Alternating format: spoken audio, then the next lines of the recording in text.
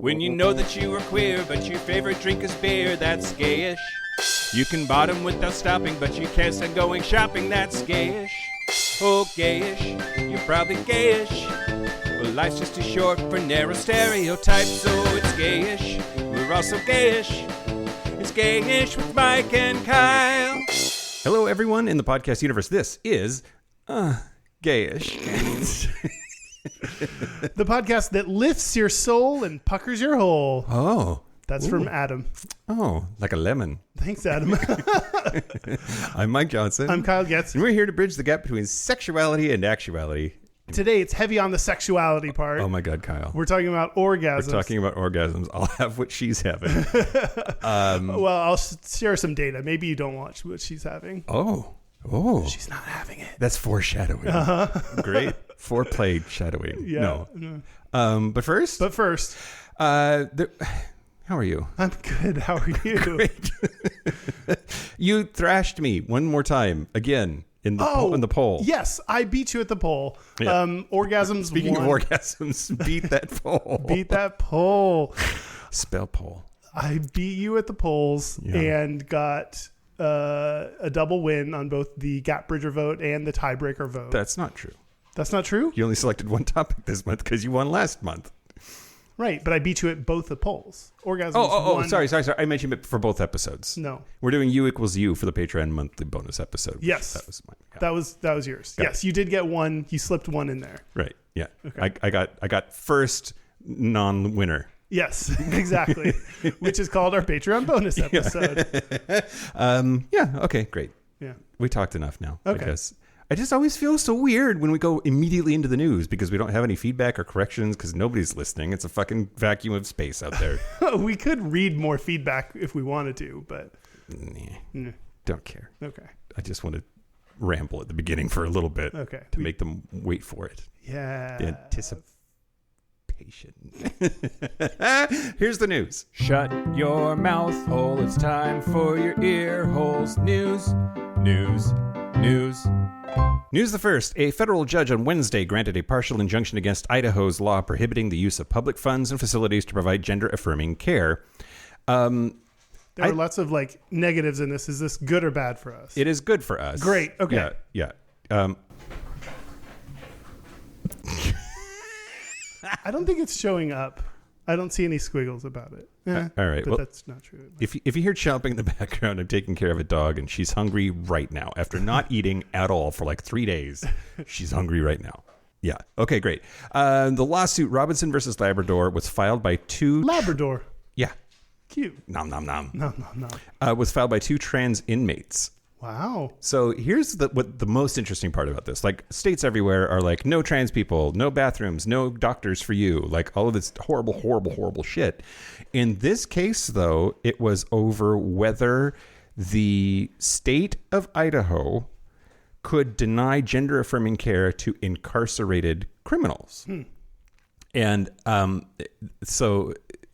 basically, it's over whether denying them continued care, they were already under care, they were already whatever their plan was medically, they were already doing it. And they sued the American Civil Liberties Union of Idaho sued, saying that to then just without any warning or care of a doctor or oversight to just stop giving them whatever medication that they're on and stop giving them their gender affirming care is a violation of their 8th Amendment rights, which that prohibits cruel and unusual punishment in the United States. Okay. You don't hear about the 8th Amendment as much. Right. It's not as popular as the first one. Yeah. You know what? I wonder, is gayish allowed under the 8th Amendment? You tell us, everyone. You're the one listening. Maybe that mitigates the claim. Anyway, your fault. But a federal judge in Boise narrowly ruled against the law and granted trans inmates in Idaho class action status. Great.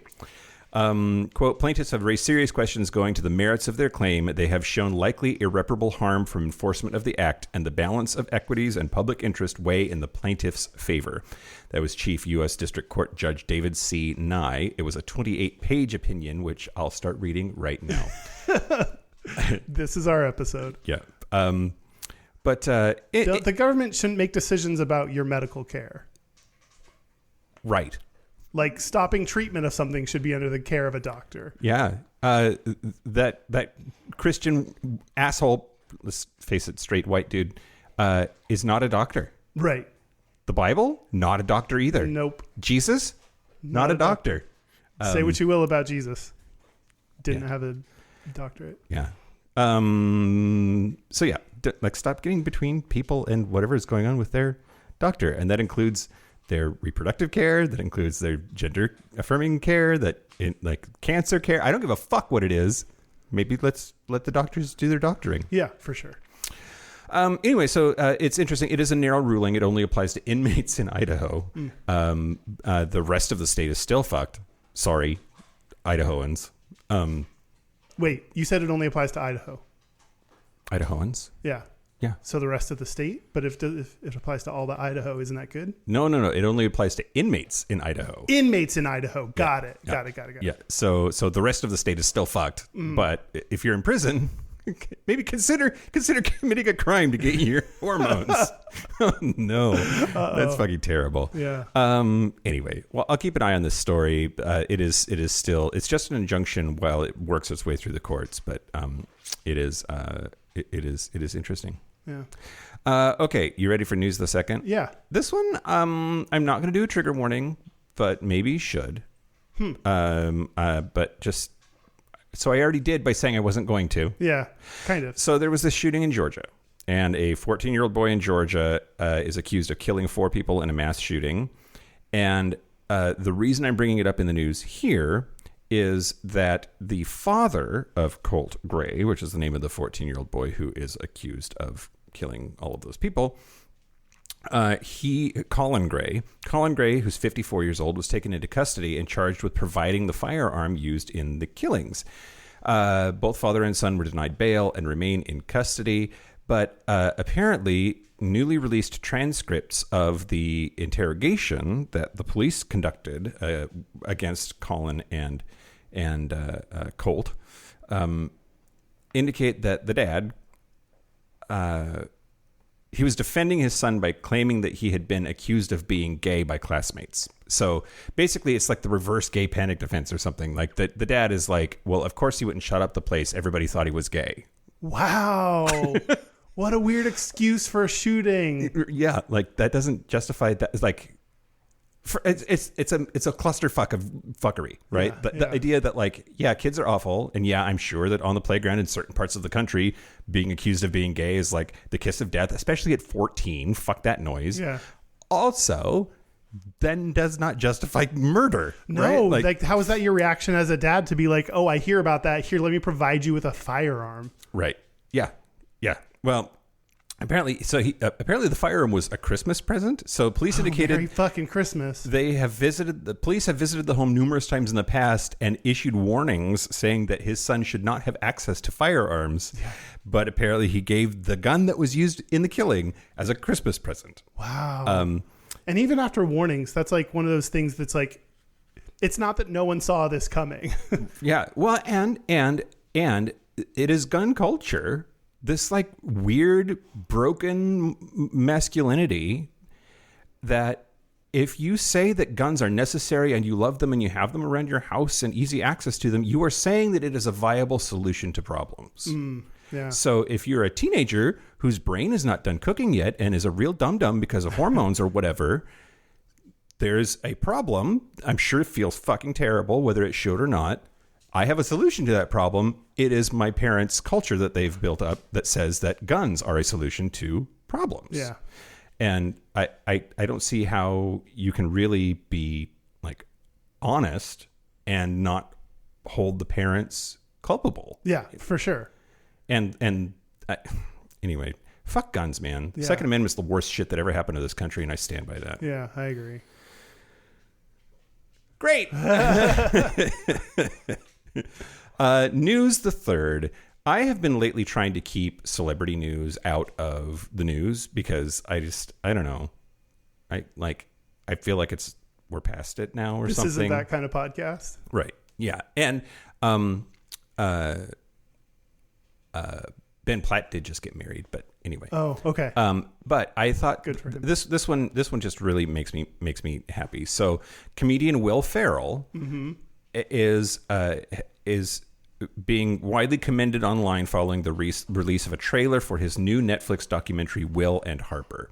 So Will Ferrell and Harper Steele, they first became friends 30 years ago when Will joined the cast of Saturday Night Live. And at the time, Harper Steele was SNL's head writer and was presenting Mail at that stage.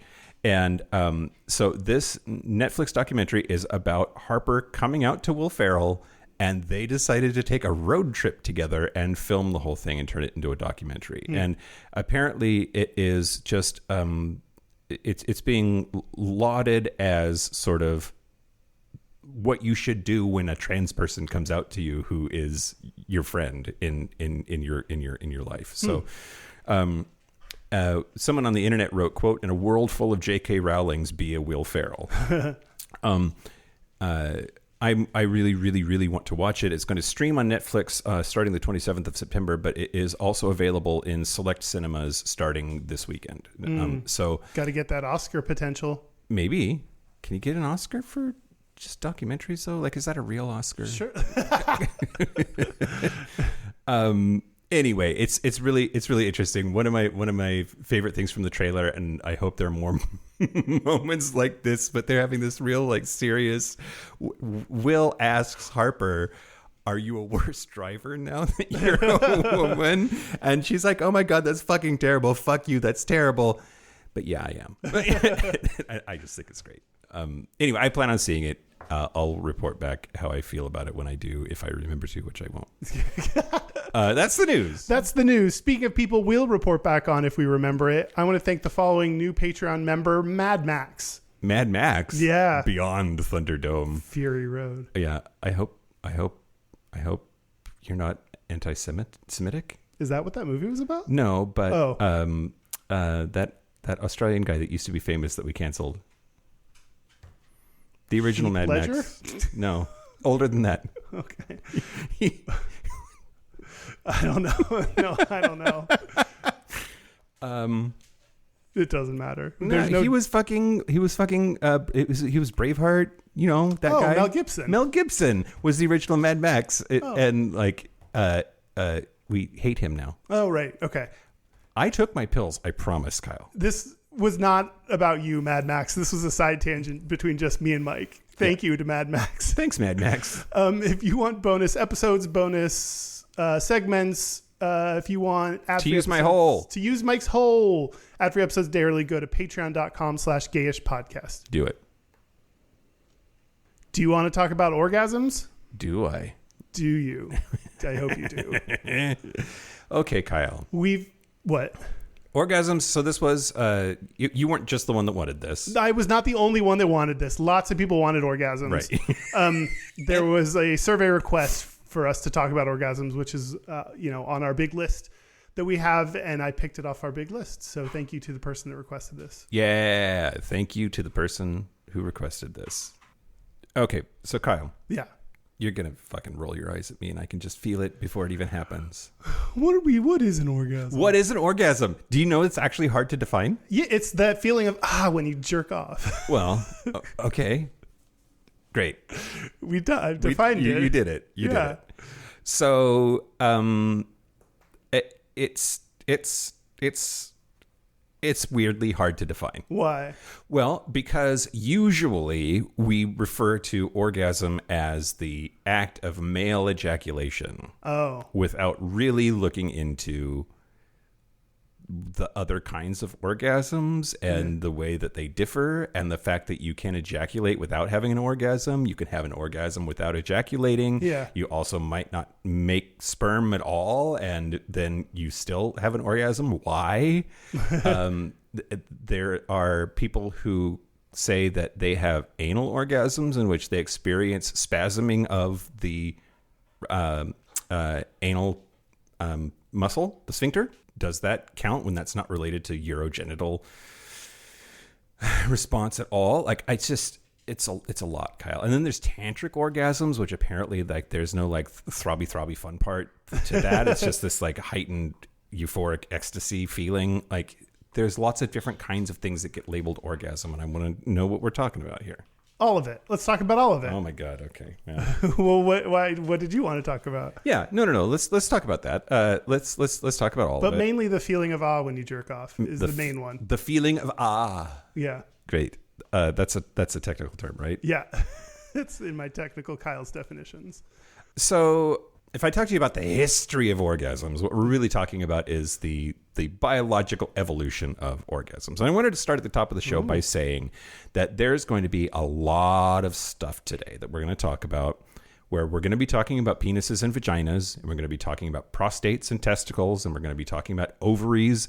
And I'm not worried, but I just want to remind everyone that you can have a perfectly rational and sane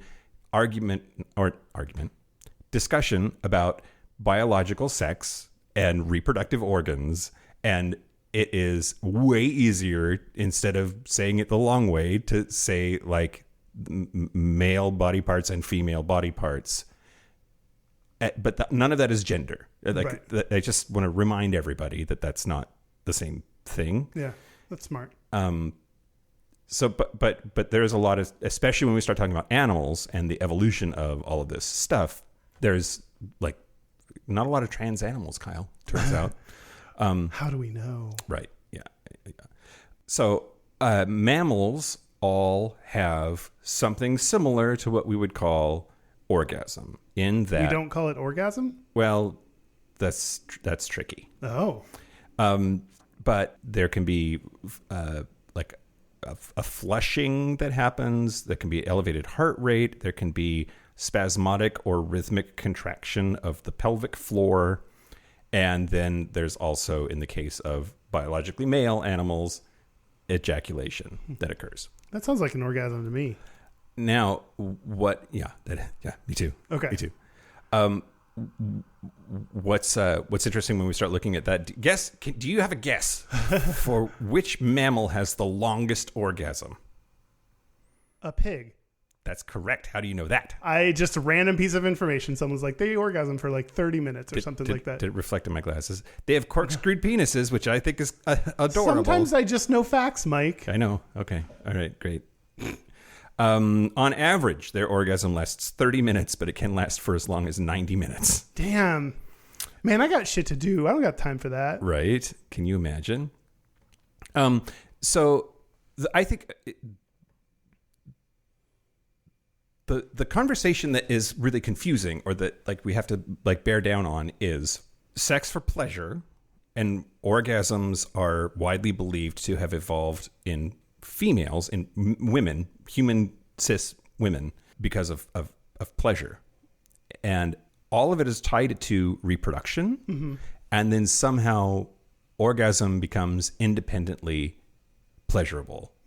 You're talking about because the value, like evolutionarily, the value of an orgasm is for a dude to jerk off and get his jizz into a woman to get her pregnant. So why would a woman have an orgasm? What's the evolutionary point? Why would a woman have an orgasm? What's the evolutionary point? And what are the evolutionary pressures that led men, biological men, to have orgasms? So like the physiological stuff that happens is about like getting the jizz out, exactly as you said. That doesn't mean it had to be pleasurable. Right. And there are lots of animals that like clearly a lot of that orgasm-y stuff happens, but they don't seem to be pleasure motivated by it. It's just a thing that happens to them when they're ejaculating. And primates have a lot of behaviors that suggest that it's for more than just reproduction. Bonobos, they have sex for pleasure. They have sex indiscriminately with regard to gender. They fuck. They use sex as a conflict resolution tactic in their society. So at some point, it became not just about getting the jizz out, but also wired to social behavior and wired to pleasure centers in the brain. Right. And isn't in evolution, a lot of times it's easier if like you develop something in one gender, just do it for all of them. So that's one of the theories, right? That like the reason that women have orgasms, the reason that females have orgasms is it's like why dudes have nipples. Like it actually is expensive, evolutionarily expensive to delete nipples from males. So just give everybody nipples and then only make the female ones work. Right. So there is that idea that maybe that female orgasm is just vestigial in that way. Like they have orgasms because we're biologically similar enough that deleting it is cost prohibitive. Right. There are some other thoughts. One thought, Terry Lodey wrote A Brief Natural History of the Orgasm, and it appeared in All Life, which is a journal that I don't know if it's peer-reviewed or not because I'm less good at this than you. But who said that, quote, first, because the orgasm is associated with ejaculation in males and with orgasmic expulsions from ovarian and urethral glands in females, the sexual orgasm could originate from the ancestral reflex of gametes release in both sexes. To translate, female orgasm used to matter. Basically, like from a reproductive standpoint, that she was like slurping it up in there, and that's why there's this contraction that happens. And that even though as humans and other primates moved towards walking erect, and that changed the physical arrangement of parts in such a way that rhythmic orgasmic reaction wasn't necessary anymore. She doesn't have to slurp the cum anymore. It just goes up in there. Man, so hot. Related to that is like human penises are actually really, really big compared to the rest of their body size compared to other primates. Mine sure is. Yeah. Where am I going with this, Kyle? Why orgasm? Why are orgasms? Why are orgasms? Oh, the other thing is just like fucking misogyny in science. That like the idea, like we've been so focused, thanks Victorians, on like where the penis goes and where the jizz is happening that we totally have ignored female reproductive health for centuries now. Yeah. And that we might not have really looked into it as much as we should. I mean, couldn't part of the reason be that rewarding something that is evolutionarily beneficial, like getting that jizz, is useful? So if you get an orgasm from fucking, then that makes you want to get fucked more often. So it could encourage you to have more sex, which is useful. Yeah. Well, except that sort of shoots a hole in the like monogamous partnership arguments about like that because human fetuses gestate for 10 months, and so it's a very slow cycle, and human pregnant females are like not as able to defend themselves or gather resources, that necessitates a stable mated pair that is sort of at loggerheads with what you just said of like orgasms make you want to fuck more, so you fuck more. Yeah. A lot of yours sounds like some misogyny bullshit. Maybe. Yeah. Maybe. Anyway, I don't know, Kyle. We orgasm and it feels good, and there's lots of like theories as to why, and I don't really like any of them. But it's not just about ejaculation, and it's not just about making the jizz, and women have orgasms just as much as we do, and they're super fun. Yeah. Orgasms for everyone. That's in summary, they're super fun.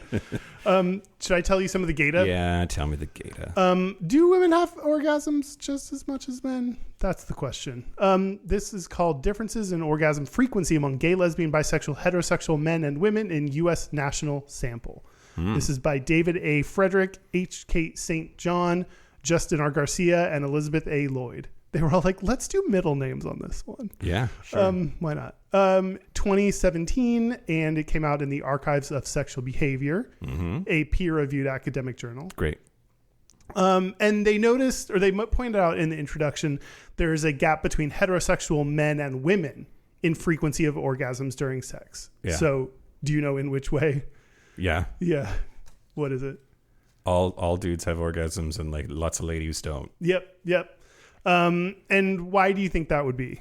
What's your... Well, okay, so the perhaps just misogyny, I don't know, but the narrative is that women don't like sex, that in order to enjoy sex, it has to be very particular, and that it takes them a long time to get there. Meanwhile, dudes totally love to jizz, and it happens pretty quick for them, and because they don't care about their lady's pleasure, they just get off and then get off. Yeah. And that's not enough for her, so she doesn't come. Yeah, totally. Is that true? Is that what you're going to tell me? Oh, no, I don't know. I don't know why. You just... I love the game where you make me guess something and then I don't get to find out if it's right. No, all of those are like true stereotypes of men and women and how their sex goes. So yeah. Okay. You know who I bet has it figured out? Who? The lesbians. They get shit done. Do you want? We'll figure out if lesbians have orgasms as often. All right, great. Let's do it. That's Mike's guess. We'll have to circle back to that. They looked at orgasms of people while sexually intimate during the past month. So not jerking off. This is when you're with a partner. Okay. Or partners, I guess. So in order of most likely to least likely to orgasm while sexually intimate. Number 1. Gay dudes. Heterosexual men. No. Yeah. Oh, God. Okay. At 95%. Okay. All right. Great. That's... If you're a straight dude having sex, you're probably going to orgasm. You're welcome. Yeah. Next is gay men at 89%. Oh, okay. Close behind is bisexual men at 88%. Is the implication there that gay sex is harder? That you're less likely to orgasm when you're gay. I don't always orgasm when I have sex. I don't always orgasm when I have sex either, but that wasn't the question. Yeah, but most people do by a wide margin. So I don't know. All right. Continue. Or did people feel like, I don't know. Yeah, bisexual men at 88%, lesbian women at 86%. Okay. So they're close up there. Right up there with the gay dudes. Right up there with the gay dudes. Bisexual women at 66%. I didn't know if bisexuals were going to make this list. That's fantastic. Okay. It's less fantastic apparently in the orgasm department, but by ladies, what's going on? That is 20 percentage points lower than lesbian women. And heterosexual women, the least at 65%. But still very close to bisexual women. 66 for bis and 65 for heteros. Missing from the list by dudes. Why is that? No, I said it. Where? Up at gay men 89%, bisexual men 88%. Okay, great. Missing from this list is Mike listening to me. Yeah, I guess so. So, yeah, bi and straight women were the least likely by a wide margin. And is it when you have sex with a dude, they also evaluated what things led to higher likelihood of having an orgasm. Okay. What things happen that contribute to higher likelihood of having an orgasm. Let's get down to the root cause. Women, or at least like things you can do that help. I see you, Australia. Women. It's an Australian slang for fucking root. Oh. Okay, go ahead. Women who were more likely to orgasm more frequently were more likely to do these things on the following list. Receive more oral sex. Okay. That seems obvious. That seems the stereotype, but maybe it's true. Okay. What stereotype? That like you gotta warm her kitty up. Oh, I hated that you said it that way. And also it's someone that cares about her pleasure. Sure. To perform oral sex on hers. Sure. They are more likely to have longer duration of sex. Sure. To be more satisfied with their relationship. Okay. I mean, that seems cause versus effect, maybe. True. To ask for what they want in bed. Okay. That seems like a big thing. Yeah. To praise their partner for something they did in bed. That's very specific. How do they measure this? Okay. Yeah, I'm guessing they have like, which of the following did you do, and had like a big list. Yeah. That's my guess. Call or email to tease about doing something sexual. Okay. What? Email. Email? You didn't email. When was this study? Yeah, exactly. 2017. No, you texted. You didn't call or email. Yeah, in 2017. That's probably right. Yeah. What were you going to say? No, or Grindred, or or Facebook messaged, or Instagram, yeah. Wait, okay. Before we move on from that, do you like sexy talk? Yeah. Like anticipatory, future focused sexy talk virtually? Yeah. And in fact, I usually need some of that. I need a little bit of that before I hook up with someone. Like on Sniffies, like I want to talk a little bit about what we're going to do. And that also helps set expectations and understanding. So when we're in person, I know what you like and are into and what you want to do. Great. Okay. Yeah. You like it, right? Very much so. Yeah. Yeah. I think, it's super important to me. Mostly, although I don't think that's, so some of that is just like a feeling of connection and blah, blah, blah, which is very much my vibe. But also, like, especially in a relationship, oh God, here we go.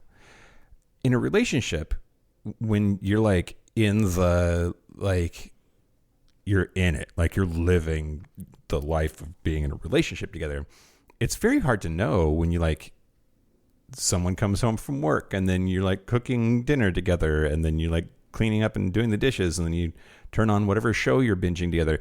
It's very hard to know when in all of that to be like, now the sexy time is happening. You know what I mean? Yeah. Like it's very difficult, I think, compared to like when you're preparing an online hookup or somebody that you only ever see like in a sexual context, or it's more, it happens more organically or something. I don't know what I'm circling around, but like, it's just hard to know when to interrupt normal everyday life with sex. And this helps. Yeah. To be like, I would like this later, please. Or whatever. Like that I think helps with the, when do you inject sexy time? When do you inject your dick into me? It's almost like what you're describing is almost like a way to schedule it without doing it the boring way. Right. To be like, hey, you want to do Tuesday this to at me, 8. lady? Yeah. So you can kind of schedule it in a way that sounds more exciting and sexual. Yeah. They were also, women who orgasm more frequently were also more likely to wear sexy lingerie, try new sexual positions, more likely to try anal stimulation. Ooh. Okay. Getting dirty. So all of those things is just like a personality that says sexually experimental. I think willing to try stuff sexually, willing to put yourself out there sexually, willing to ask for what you want, willing to invest in it. Yeah. Okay. To act out fantasies, more likely to incorporate sexy talk, and more likely to express love during sex. That one is sweet. If you express love, maybe you don't have to be in love, but if you express love while you have sex, you're more likely to orgasm. Is that what the song Show Me Love is about? Show me love so that I can come. Mm-hmm. Men, smaller list, but men were more likely to orgasm if they incorporated the following. The penis. Their dick. A mini massage or back rub. Okay. Didn't expect that. Don't know what I expected, but I didn't know that would help get you there. It's interesting. I have no proof here. There's no science here. Mm-hmm. I feel like there are people who come when they are wound up, and then there are people who can't unless they relax. Mm. And I'm solidly in the second camp. Mm. And I think a massage would probably help with the like relaxing part. And so that checks out for me. And I don't think it would hurt the people who are like in the intense orgasm camp. Right. Like, I don't think it would do any. I think it'd be nice. I like, a massage feels good, but I don't know that they would help me orgasm. More likely to orgasm if they took a shower or bath with their partner. Okay. I think that's more relaxation stuff, I think. More relaxation or a little bit more foreplay, because you're probably, you can fuck in the shower, but it's a little bit more difficult. So it's like... Water is not lube, everybody. Water makes it difficult for lube to stick. And more likely to orgasm if they incorporated a date night to make sure they had planned sexual activity. Yeah. Which is kind of what you're describing. Like, not the date night necessarily, but like make sure it's planned so they know in advance. Yeah. It's funny because this says... I have therapy tomorrow. It is way easier to text something sexy than it is to say something sexy like at dinner. Oh, for sure. And I wonder what that's about. There's something like you're behind your walls a little bit of a computer screen or a phone that you can like, you don't have the embarrassment of like, what if they don't react right? Like, what if, you can kind of hide from their reaction or the possibility of embarrassment a little bit more. Yeah. Wild. Okay. Yeah. So all in all, straight men having the most orgasms, bi and straight women having the least number of orgasms. Yeah, that's not true. Not necessarily overall. Maybe they're pleasuring themselves all day long, but this is just at least when hooking up with a partner. Interesting. Yeah. Interesting. Yeah. Let us know if that's your experience. Yeah. Dear listener. Especially bi and straight women. Yeah. Well, okay. Let's fuck this up, Kyle. Okay, sure. Why not? I want to talk to you about orgasms for trans people. Oh, interesting. I am not a doctor. Uh-huh. I'm like Jesus. You, like Jesus, Not a doctor. are not a doctor. You're also not a transologist. I'm not a transologist. I am not a doctor. I am not trans. Mm-hmm. And of course, that makes all of this scary. But I do want to talk to you about what I found out about people having orgasms after bottom surgery. Ooh, interesting. Okay. In both directions, female to male and male to female bottom surgery. Which isn't it? It's also, I'm just realizing this now, isn't it kind of messed up that we call it male to female or female to male bottom surgery when like there's so many non-binary people and like, I don't know. Anyway, it's hard to like put names on these things to accurately describe them in a way that helps people while also not being offensive. Right. Yeah, exactly. It's just difficult to talk about sometimes. So. Well, so I ran into a dude on Grindr in, I think it was Los Angeles. I forget because I travel all the time and I'm all over the place. And one of the ways that I entertain myself is hopping on the apps when I'm at the airport because airports make me horny. I don't know. Anyway, and he told me, I did not meet this person, might have been just feeding me a line, who fucking knows, but it blew me away when he said that he'd had some kind of accident. It was like a botched circumcision or some other kind of an accident, so that he had opted to have a vaginoplasty. So like some part of his anatomy was damaged in such a way that he opted to have them turn it into a vagina instead of what he was left with after this accident had happened. He was cis male, but had a vagina. And so even that like complicates this idea that like he's not MTF, he's male and opted for a vagina given the medical options that he had at the time when all of this went down. Wow. A cis man with a vagina is not something I had considered before. Right. Right. And yet here we are. Yeah. Well, assuming that wasn't just bullshit. Yeah. Because people lie online, but for what? Whether he was lying or not, it is not inconceivable that would be a thing, right? Yeah. Okay, so let's talk about trans men first. Okay. Well, no, before I go into all of this, have you ever thought about like? Well, I'll say what's true for me, and then you can like respond. Okay. I have had the thought before.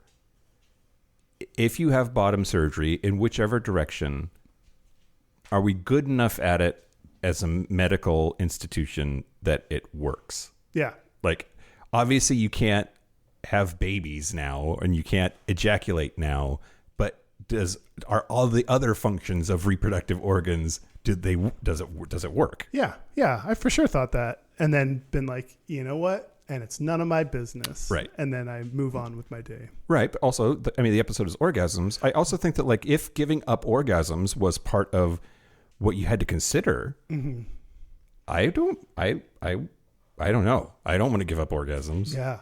That's a big, yeah. But then we've also never had the gender dysphoria that we have to wrestle deciding between those things. Or do you even have to decide between? I don't know. You're going to tell me. Yeah, here we go. So let's talk about trans men. So all of this is a gross oversimplification, but there are a couple of ways to have a penis as a trans man.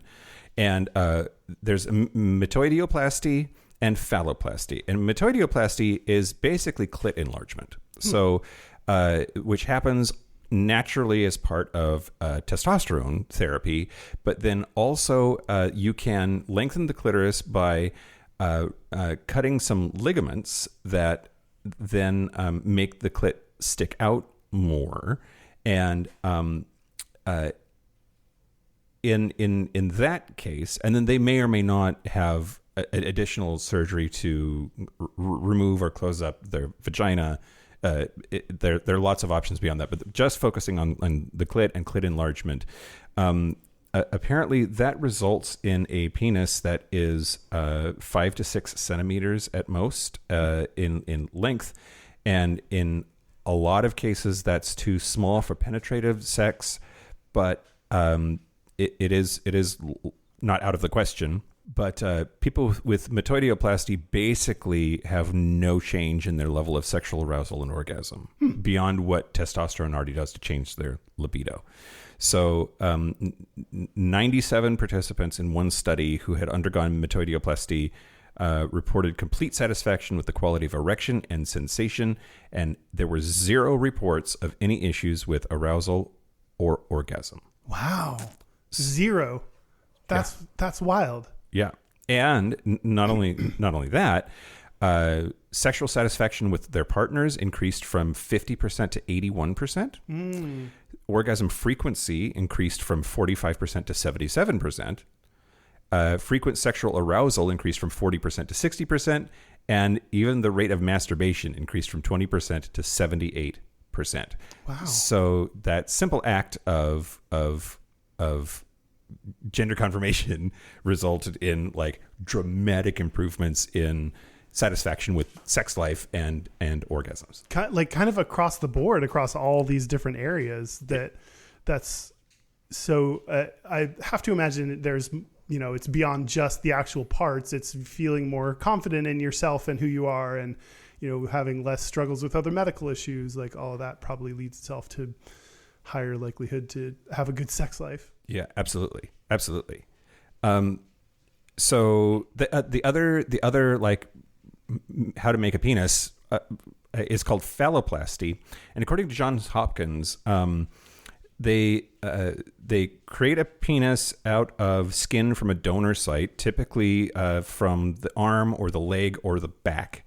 And they use skin, fat, nerves, and blood vessels to create a penis. And then they lengthen the urethra. They create the glands or tip of the penis. They create a scrotum. They remove the vagina. They insert testicular and erectile implants. May or may not. Sorry. All of that is separate from removing the ovaries or the uterus. Now, nerve quality is very different depending on where they get the material to make the penis. And so if people want sensation, they may choose the arm, as like there's a lot of nerves in your arm. If you think about like where you can feel touch on your body, your back is likely less sensitive than like this part of your arm. On your forearm. I'm stroking my arm for Yes. Kyle. So if sensation is what you're looking for, then they might choose the arm as the donor site because there's the most nerves there. But there are fewer nerves in the legs, and if people use the back as a donor site, they are unlikely to have any sensation at all. But then there are different complication factors, and you might not have the option. It just depends on your medical situation. But then they do nerve hookup, and that allows you to have sensation. They just rewire your nerves. Sure, that's as easy as that.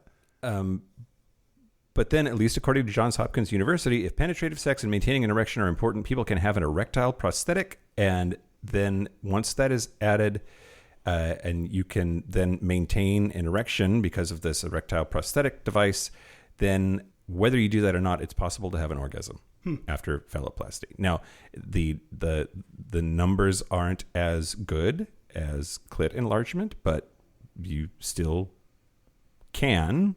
There's a bunch of asterisk, but it is entirely possible to build a penis, hook up the nerves, and have an orgasm. Wow.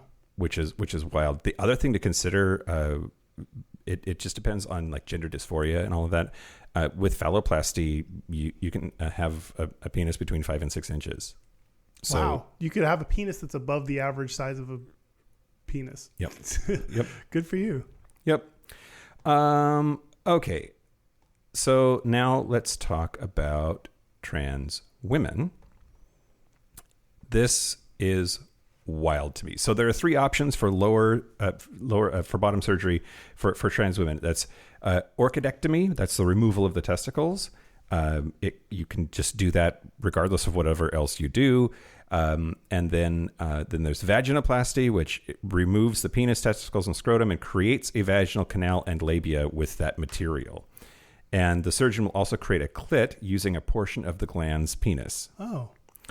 Then vulvoplasty. This creates a vulva, including the mons pubis, labia, clitoris, and urethral opening. People may opt for this surgery if they are uninterested in receptive vaginal sex or do not wish to maintain the dilation and aftercare regime necessary after vaginoplasty.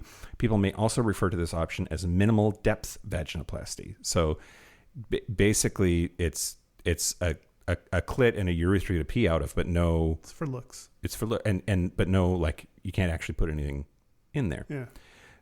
Now with vaginoplasty, and this is the part that really like blew me away.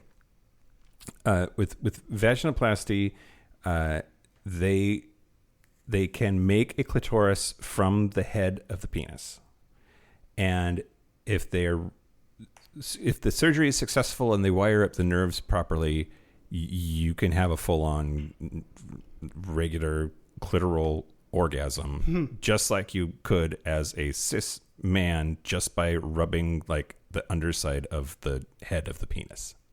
Okay. I'm trying to picture all this, where everything goes and how it works. Yeah. Okay. Yeah. So there's also like a average vaginal depth after a vaginoplasty is 4 to 6 inches. But the average depth of a cis female's vagina is from 3.5 to 5 inches. So you also end up with like a bigger vagina than average. It could be deeper than average. Wow. Penises can be bigger than average. Vags can be deeper than average. But because they basically turn the penis inside out and put it on the inside, and there are some nerves near the head of the penis that end up on the inside, furthest inside part, there's actually 2 places where there are nerves that can lead to orgasm. Oh, you double my chances. Double your chances. Yes. This is one of the benefits they don't talk about. Also interesting, after a vaginoplasty, you have to use a vaginal dilator to stretch the canal and keep it open, because if you just have the surgery and basically don't use it, it will start to atrophy. So some people need to dilate twice a day for a minimum of 15 minutes to keep their vagina open. It's a lot of vagercise. It's vagercise. That was a very long-winded way of telling you that both MTF and FTM bottom surgery patients can have orgasm after having their surgery. Wow. That's great. That's really exciting. I forgot about the success part. Oh. Vaginoplasty, a 2017 study, 84 participants had rectosigmoid vaginoplasty, and they found that 79 participants had had sexual intercourse and that 72 had experienced orgasm. So the percent, like whatever 72 and 84 is, that's pretty good chances. Yeah. And then a 2016 study of 22 people who had undergone a vaginoplasty and clitoroplasty found that 86% could experience orgasm after surgery. And a research from 2017 involving 28 trans women found that pressure and vibration provided the best results for genital sensitivity after gender-affirming surgery. So both ways. I guess I had just assumed that the answer was no. Yeah. That like it was all for looks, and basically after surgery there wasn't much that you were going to have in terms of sexual function. Man, was I fucking wrong. Yeah. Totally wrong. And I think maybe that's just some transphobic horse shit that I let get stuck in my brain that really didn't belong there. Or you just don't know the medicine. Like, it's surprising to know what medicine can accomplish, and you just didn't know the medicine behind it, and now you do. Yeah. It sucks that these are parts of the conversation that we should be having about your sexual health when you're a trans person, because that's an important part of everyone's life. And we don't get to have those conversations because we're not even to that point yet. Of course, we don't talk about whether you can have an orgasm if you're trans undergoing surgery, because we barely can even have the conversation about being trans at all. Yep. Yeah, for sure. Yeah. For sure. Before we exit this segment, I also want to say that trans people don't owe us bottom surgery to be valid in their gender. Yeah. That's another thing that like lots of countries struggle with their laws around all of this. Like there are places where you can't change your gender marker on your identification unless you've undergone gender confirmation surgery. It's all of that's utter horseshit. Let people like whatever you want, as long as you're happy, whatever you want downstairs is perfectly all right and valid. And your own business. And your own business. And not anyone else's. Absolutely. Yeah. Okay. Ask Reddit. Yeah. Okay. Here's the question. Can gay men truly physically orgasm from anal sex? Oh, man. Okay, Kyle. I'm a straight cis woman, and the question has been on my mind. For cis women, anal isn't physically pleasurable, but someone... Okay. Stop right there, Reddit person. You don't speak for all women. But some find it pleasurable in some other ways that I don't understand, like a mental feeling probably. Is it the same for gay men, or can you physically reach an orgasm through anal sex? Okay. No, I cannot. If the question is whether Mike can or not. I did read about anal orgasms a little bit. You did? And how like everyone's pretty much in agreement that the prostate is how and why that happens so much more easily for biologically male people. Yeah. Prostate havers. Mm-hmm. But I also read, and this was fascinating to me, that there might be some narrow pathway rewiring that is necessary for it to be pleasurable. Like there legit might, for a segment of the population, be it's not fun yet. That experimentation and practice can legit rewire your brain in such a way that it becomes immensely pleasurable when it wasn't before. Yeah, I had to go through that. There was a long time where my butthole wasn't big enough to be fun, and then I had to relearn that it is fun now. Great. Yeah. Good for you. Yeah.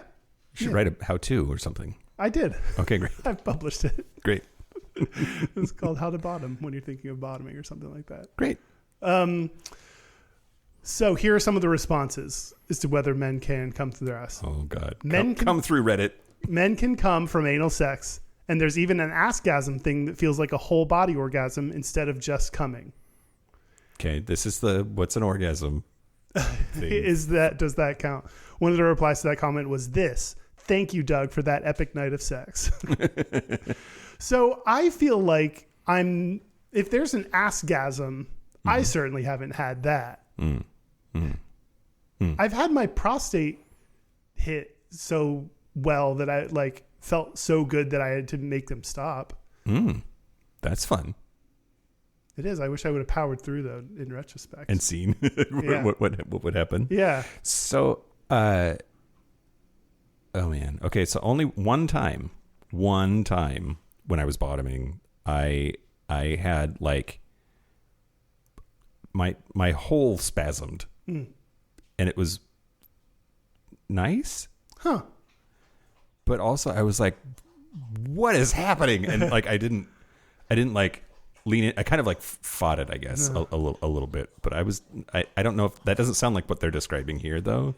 It could have just been, I don't know, an itch. I don't know. Did it feel good?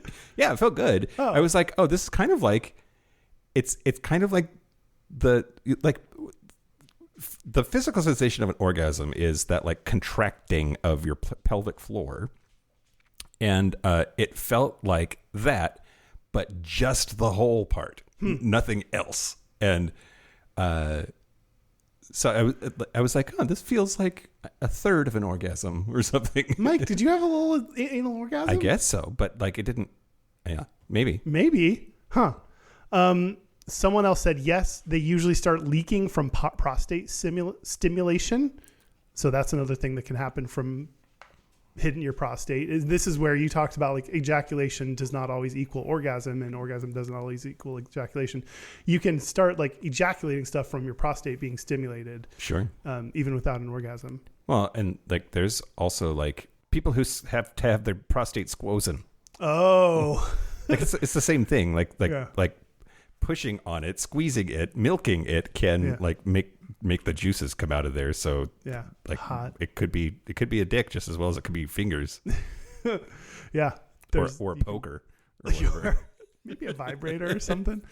Someone said, I have done this many times in my life and I can vouch that it is one of the most incredible sensations ever. Which that makes me feel left out. Someone else said I can, and it ruined all other sex for me. Oh, well, okay. See, this is the part where I feel like I'm missing out on part of the anal experience. Everything that anyone has ever said to me was going to be mind-blowing and life-changing wasn't when I actually experienced it. And I imagine this will be the same. Okay, that's true. They're building it up so much it can never. But I'm super cynical, so... Yeah. Someone else said, yep, and not just gay men. Sure. Someone replied, normalized straight bottoms, like Shawn Mendes. And that's why I picked this Reddit to read. Great. So there's a whole school of, you talked about... Spell hole. There's a whole school of askgasms that it's just a world I don't know about. So listener, you'll have to write in if you've had one and explain if it really does change and ruin sex for you. I did read an article in Psychology Today, and it was related to a conversation I read about National Orgasm Day. Oh, I didn't realize. Did we miss it? We missed it. It was on July 31st. Oh, okay. But in the UK, Australia, the US, the Netherlands, Canada, and South Africa, July 31st is National Orgasm Day. Why isn't it worldwide? Who decides that it's just those countries? I don't know. It was actually created in Brazil as International Female Orgasm Day on August 8th. Oh, my God. And that's still a thing. So chicks get 2 days. Good. They need them. Based on the numbers, they need it. Anyway, but their whole thing about like what counts as orgasms or whatever is what got me going on that. But there are 3 kinds of what they call spontaneous orgasms, and the first type is not fun. It's persistent genital arousal disorder, and that's the people who just can't stop coming. Oh, like they're like walking down the aisle at the grocery store and have an orgasm, and they've just got to like ride it out until it's over, and then they keep walking. Yeah. That's one of those things that sounds great, and then it actually happens, and you're like, no, I don't want this all the time. Yeah. Let's see. The people unfamiliar with the syndrome routinely imagine that the condition must be an enviable one. Yeah. But it's really not. Somebody it also gets referred to as restless genital syndrome sometimes, which is it's been compared to RLS, restless leg syndrome, and in that it's like a similar, like even if you try to not come, like you try to not move your legs, you're going to. Yeah. And the other thing is the treatments can be similar. Oh, like the same. Like a lot of depression and anxiety medications help with restless leg syndrome as well as with this coming all the time thing. The second though is wet dreams, which we didn't talk about that, but like waking up orgasming because of whatever it was that you were dreaming about. Some people apparently like don't have the sexy dream part. They just wake up and they're coming, which that's interesting. But the third is just using their brain. There's conscious intent, and people can make themselves come hands free just using their brain. Oh, I've seen the videos of this. Yeah? Yeah. There's like a like a lumberjack kind of guy that just can like, he's just doing something like chopping wood and then he comes, or does a pull-up and then he comes. There's also that. Exercise-induced orgasm is totally a thing. And that's, I guess, related to like nerve stuff. In the Patreon bonus segment, we're going to talk about both tips for a better orgasm and tips on how to fake an orgasm. Yeah, we are. But one of the tips for better orgasm is to exercise, which I got annoyed at. Boo. I know, right? Stupid. Yeah. Exercise is dumb. I'm done with that. Oh, okay. I just wanted to say that like there's apparently there's like orgasm ninjas who can just like think their way to coming. And man, that might be nice. Also, it's a reflex. So people who are quadriplegic and can't even feel their genitals can still have orgasms sometimes. Oh. And that's interesting. Yeah, that is interesting. Okay. Did you have more? Nope, I'm good. Okay. So I have the last thing that I'll bring up then is fun euphemisms for orgasm. Okay. In the 1570s, in English, we would say, instead of get off, we would say bring off. Huh. I don't know. In the 1880s, they would say blow your lump. I don't like my penis being referred to as a lump. Yeah. Well, or as lump the jizz. And it's a little too close to blowing chunks, right? Like yeah, that's true. In the 1590s, they would say cleave the pin. Huh. To cleave the pin, the theory is that the reason they said that is because old-timey clothespins had two legs, and that when you would spread it too far, it would crack in the middle and it would cleave. Mm-hmm. But that, like, basically getting split open is what they're hot. I like that one. The 1920s, they would say kick the beam. The theory there is that you're having sex in a barn, right? Or like really like thrashing around. Oh, okay. Having a crazy orgasm. In the 1600s, they would say break your arrow. Ow. Yeah. Yeah. In the 1880s, they would say that they gave you the short shoves. What does that mean? I don't know. Huh. The 1740s called it the let go. The little death in French, the petit mort. You've told me about that before because I recognize that. Yeah. But why is that? I don't know. In French, just having an orgasm is like a little death. Like you're dead. Huh. It was used as a slang or pun for orgasm in poetry and plays from the medieval period. And I guess it's kind of like a little death. Like you go away somewhere for a while. I guess so. So there's a bunch in here that aren't great. Like the hard strokes in 1830s. The 1620s, they said you would melt, which I don't know. Late 1500s, they called it fadings. The 1870s was let one's juice out. Let your juice. The 1920s, for a little bit, called it a crisis. I'm going to go have a little crisis. In 1920s, it was crack your marbles. Now, that's all like English euphemisms, but then there's a bunch of other things that people say in other languages that are kind of funny to me. So a lot of languages just have the word orgasm, right? Mm-hmm. It's orgasm in Turkish, it's orgasmo in Portuguese, Spanish, and Italian, orgasma in Japanese. It all comes from the Greek orgasmos, which means excitement or swelling. Now, then some other languages, though, in Bengali, the translation is drastic excitement. Oh. In Farsi or Persian, it's satisfaction is happening. In Vietnamese, it's extreme pleasure. But then some of the other ones that are worth talking about, 9 languages used expressions like I'm going or I'm ending. In Tagalog, it's I'm finishing or exiting. I'm finishing. Okay, we got that. Yeah. Mandarin Chinese has I'm shooting.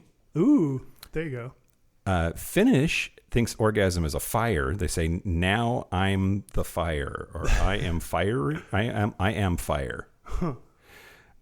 Tagalog has a similar thing. They have getting warm, or I'm making warmth. And in Czech they say I will be. Wow, very just definitive. Yeah. Anyway, it's interesting. Somebody had made the point that we actually have less terms for orgasm than like any other thing. Like you can name probably off of your off the top of your head 10 different ways to say penis in English, or vagina in English, or butt in English. But orgasm, it's like get off, the big O, come. Like there's a limited, it's way more limited, and not exactly sure why that is, but it's not just English that's that way. Lots of other languages have similar, like a limited number of ways to say it. Yeah, I think we're better at talking about dicks and butts. Like there are jokes, like comedians would talk about dicks and butts and stuff all the time, but I don't think they would make many orgasm jokes. Yeah. Like that's not a thing I would think of happening. Yeah.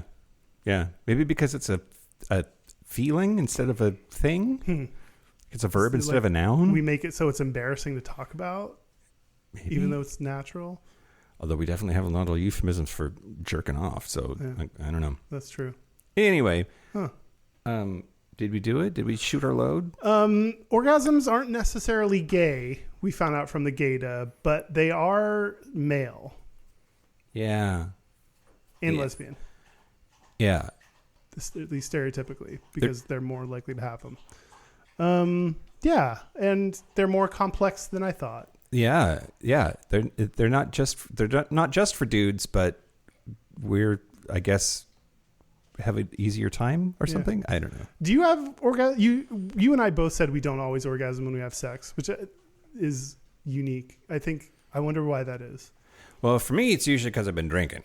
Oh, And there were definitely when I was on Lexapro, getting there was rough. I've had medications where like coming, it's just like this takes so much effort. Yeah, and not being on Lexapro anymore has really helped a ton in that department.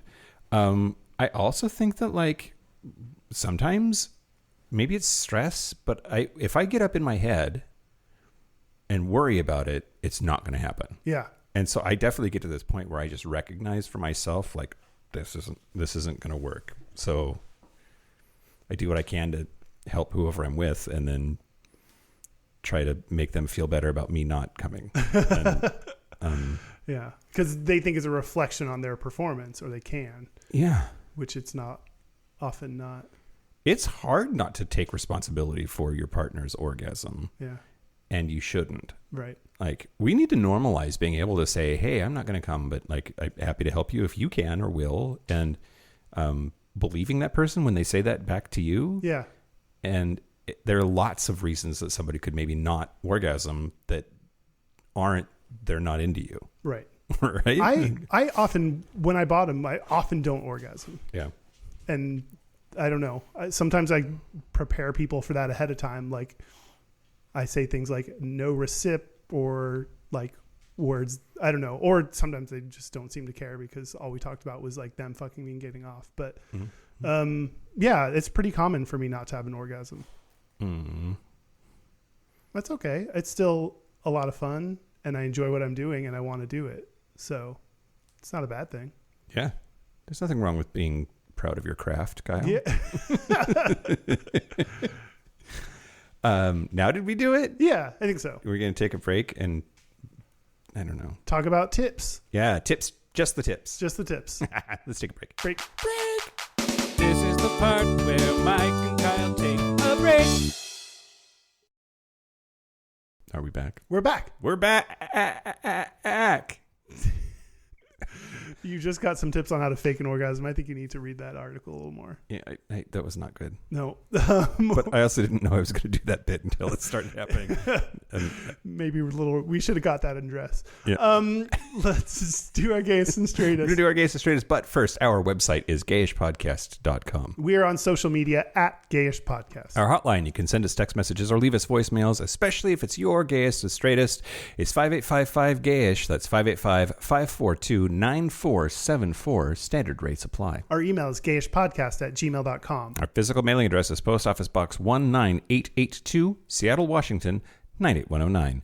Also, don't forget to send in your the podcast that ... Like, we've gotten so many. We've gotten so many submissions. Not all of them are great, but most of them are lovely. Some are. So I appreciate your help with that. Yeah, absolutely. Yeah. Gayest and Straightest? I guess. Okay. This feels sudden. Okay. Do you want to like an orgasm? Sometimes they sneak up on you. I'll go. Okay. My gayest is I went to Steamworks this weekend. Did you? Yeah. You're holding info out on me and like in a regular friendship. Yeah, making me hear things on the podcast. Yeah. I love it. I feel like an old man. It's too dark in there. It's too dark in there. It's too loud. Everybody's naked. Well, they're not showing Bob's Burgers. So many complaints. It's so expensive. Yeah. I just felt like it was. It's 2 blocks from here, and you didn't tell me. I'm kidding. I'm totally kidding. I do not as a warning. Yeah, if you're there, get the fuck out. Like there can only be one Kyle. Yeah, of course. Oh, fun. Yeah. Good. Well, you heard it here, listeners. You can find Kyle at Steamworks sometimes. Yeah, rarely. And then my straightest is watching the Mariners game at Deluxe. Oh wow. Okay, it kept going. Yeah. Deluxe is pretty straight, right? Yeah. Despite the bartender? It's despite the bartender. I think it's a pretty straight place to go. Okay. Yeah. But it's a block away from me, so. Yeah. Well, good for you. Yeah. Who won? I forget. You watched it very closely. I know. I watched it, but then my memory just eviscerates information it doesn't think it needs, which is everything. Power vocab, though. Sure. The gayest thing about me this week is boyfriend and I are going to a wedding in Jacksonville, and we shopped for suits together. Ooh, it was the most adorable. Like, I think you'd look good in this. Why don't you try this one on? Oh, you're so handsome. And you had a great time. Gay. Yeah. And then the straightest thing about me this week was had everybody over for a game night on Wednesday and just ordered a shitload of fried ass food. Yeah. That was the straightest. Yeah, totally. Korean barbecue, Korean fried chicken and fries and more Korean fried chicken and fried cheese balls. Mm-hmm. Like, yeah, it was delicious. Straight boy food, though. Yeah, for sure. Yeah, absolutely. Okay, we have a listener's Gayest Straightest this week. It's from Noah from Washington, D.C. Let's hear what he has to say. Hey, Mike and Kyle. This is Noah from Washington, D.C., or as you called it, the shittiest swampland to pick for a capital, which is accurate. Anyway, I have a gayest and straightest. My gayest is that my housemates and I threw a pool party for 700 gays over the 4th of July in Rehoboth, Delaware. And that pool water was just hot gay soup by the end of it. My straightest is that I used a staple gun for the first time to help set up for the party. I love the show, and thanks for giving me something to look forward to each week. Okay, bye. Hot gay soup. Hot gay soup sounds delicious. No. When are they going to serve it near me? No. Yes. No. Bring that to my mouth. No, give it to Kyle. I don't want it. And staple guns. That's, for sure. Yeah. Congrats, Noah. Yeah. Well done. Way to go. Enjoy the swamp. Yeah. That's it. That's it. Thank you to everybody who came today. Oh, man. Do you think someone came while listening to this? I hope so. I hope so, too. I wish that if we could... If not, there's still time. I wish we could somehow have like a count, like a clock that would just update. If anytime somebody has an orgasm while listening to us, that we would just get a notification or something. Yeah. I know that it's unreasonable to expect that, but I would love it. But I want it. Yeah. Derek will get on it when he's back. When he's back in the office.